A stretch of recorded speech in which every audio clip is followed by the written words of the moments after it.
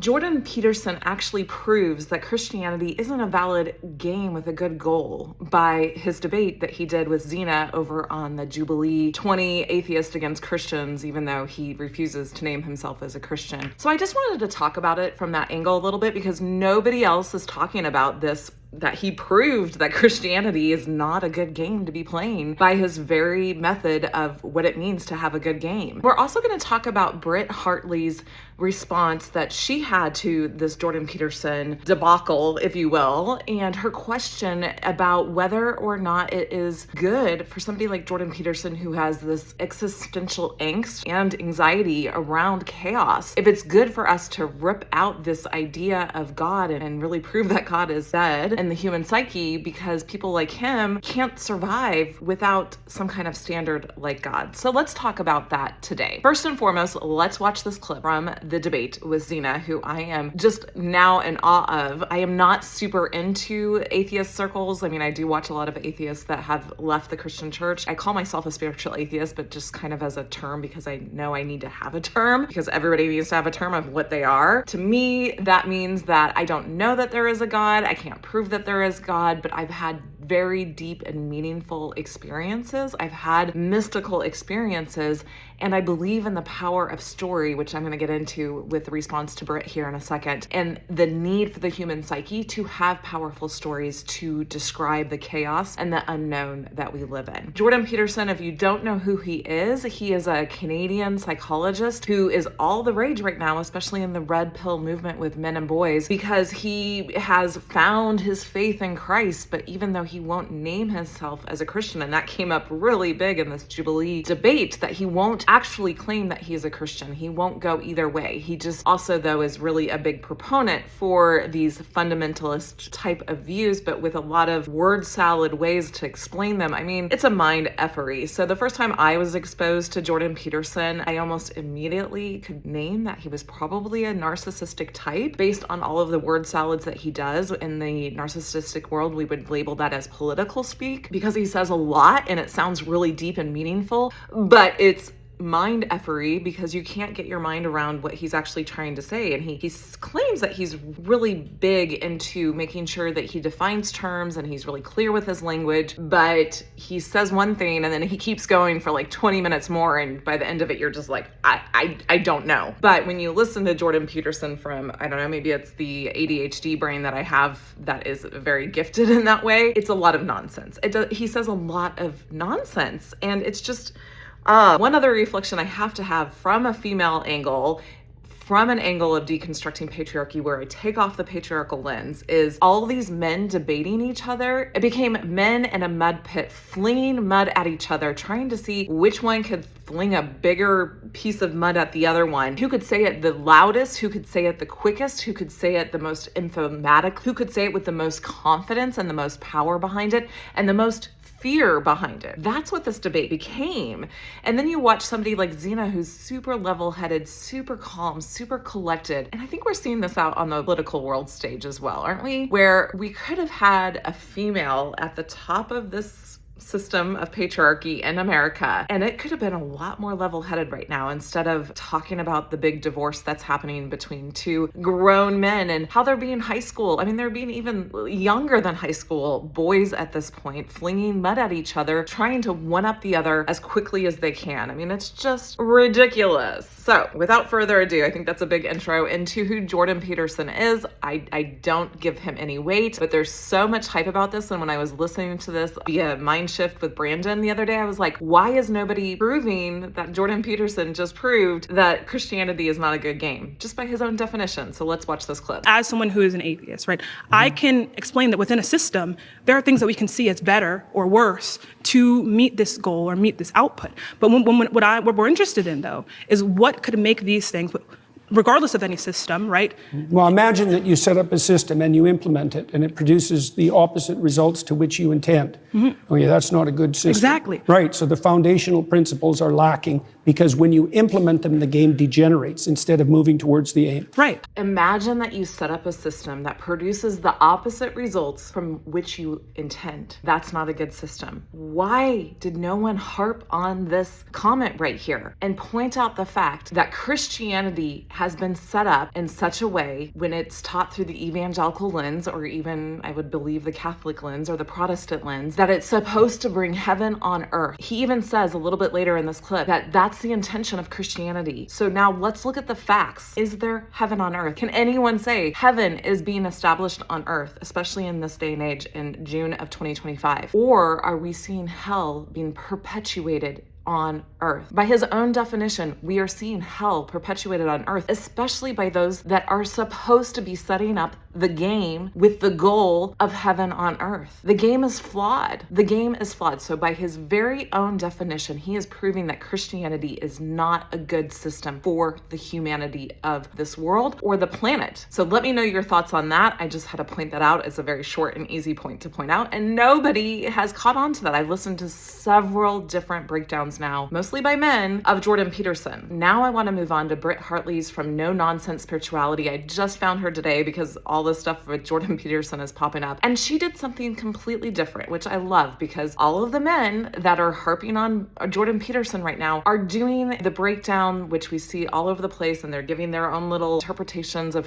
what went wrong and how it fell apart, and just harping on Jordan Peterson. But yet, bring on the females. We're bringing in a different perspective, y'all. We're bringing in a different perspective and a different conversation that needs to be happening. And that's what Britt is doing in a beautiful way. So I encourage you to go watch her entire breakdown of what she believes is happening below the surface with Peterson, so that we really understand not just him, but a lot of people on this planet. And her whole entire point, here's the cliff notes of it, is that a lot of people cannot live in the angst and the nihilism that there is no God that would bring order to chaos. I've been out of any type of spirituality for about 3 to 4 years at this point.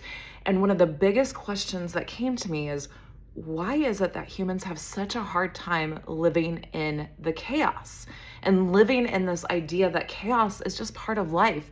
Why do we try to create these systems, psychological and via patriarchy, in order to really try to control chaos? Like, if you believe in my God, then you have a path to controlling chaos, and you have a path to living a very organized, disciplined life that can avoid chaos. If you say the right mantra, if you know the right law of attraction and how to apply that, if you know the right way to sit in a meditation, if you vote in the right way, you are going to avoid a life of chaos. People have a hard time sitting in that. Like, to me, that is the biggest spiritual lesson that any of us can really undertake, is what if there is no God? What if this is it? What if there is no big plan? What if chaos is the order of the day? Can I sit in that and be okay? That is the biggest spiritual lesson that I have had to face in my own life. And Britt does a beautiful job of breaking down that not everybody can sit in that. And that was a huge eye-opener to me. She didn't leave it there, though. She didn't give Peterson an out. She absolutely brought it home and asked this very poignant question. So again, I really encourage you to go watch this video and then listen to this question, and then I'm going to respond to it. Is it better that he's helping young men put on a suit and take responsibility and clean your room and all of that, then the alternative, if he really can't handle the chaos that comes with accepting that there is no God and all of this is human? Because one of my fears with my work and trying to give nihilists tools to face the void without God, without grounding morality into something objective, without raising kids in religion, without faith, without Jesus, my fear with that is, what about the people who actually won't survive it? Is it better to lose people along the way so that collectively we can outgrow God? Or is it better that people like Jordan Peterson, who deeply psychologically struggle with chaos, find ways to construct meaning even if it isn't true?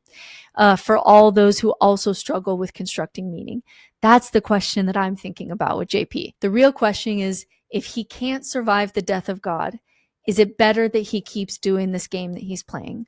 Or is he, with the platform he has and all the work with Christianity that he's doing, is he preventing us from going through the growing pains of the death of God so we can make it to the other side? I read this question because I think it's so poignant for what we are doing here on Deconstructing Patriarchy. Is it better to lose people along the way so that collectively we can outgrow God? Or is it about survival? Is it helping those people that can't do that leap of faith faith into the chaos and understanding that chaos is just part of this earth, is it better for us to have a belief system that does a lot of damage? She doesn't say it this way, but that's what I'm picking up, right? Because it's doing a lot of damage, and it's not humanitarian, and it's not planetarian, it's not earthian, it's not solan, whatever word you want to use. We are doing damage by these beliefs. So that's where I am answering Britt directly here. Britt, please come and check out my work. Come and check out season 1, Foundations to Deconstructing Patriarchy, History, and Myth, and what I am saying, because this is the answer. Spiritual atheism can be a thing. What we need to do is we need to see history from a wider angle lens so we can write news stories for the human psyche to grab a hold of that have evolved with us, instead of pigeonholing us into this belief of who this God is in this way, shape, and form